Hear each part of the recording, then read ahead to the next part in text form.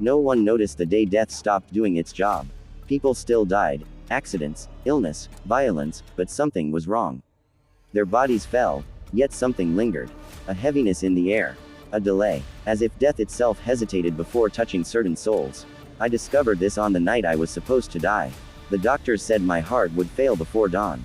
I could feel it too, each breath thinner than the last, my chest tightening like a fist slowly closing.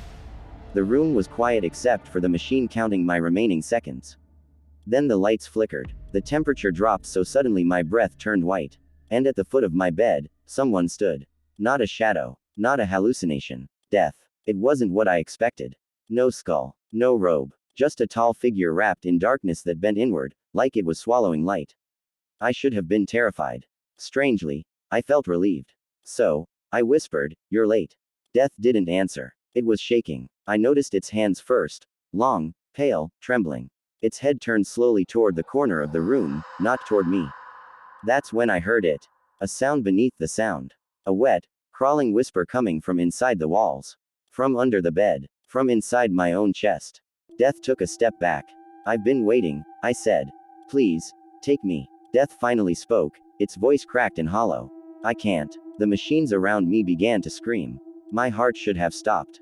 It didn't. "What do you mean, you can't?" I asked. Death's gaze never left the darkness gathering near the ceiling. "It's still here." The whisper grew louder. Words began to form. My name, repeated again and again, spoken in voices I recognized. My mother. My brother. People I had buried years ago. I remembered then. The ritual. Years earlier, desperate and broken, I had summoned something.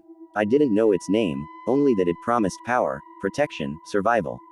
It crawled into me that night, nested behind my ribs, feeding quietly while I lived my life pretending nothing had changed. I thought it was gone.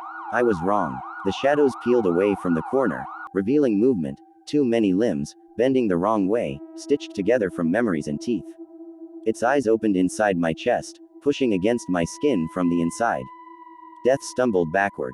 "This thing," Death whispered, "doesn't belong to me." The creature smiled using my mouth. "Run," it said to Death. "You've taken enough." For the first time in existence, Death turned away. And left. The pain was unbearable. My body arched as something tore itself free, bone cracking, flesh splitting. It pulled itself out of me slowly, lovingly, like a child leaving a womb. When it stood fully formed, my heart finally stopped.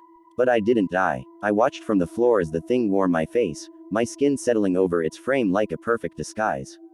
It took a deep breath, my breath, and laughed. Outside, sirens wailed. Somewhere, someone else was supposed to die. They wouldn't. Because death was afraid of evil. And evil was finally free.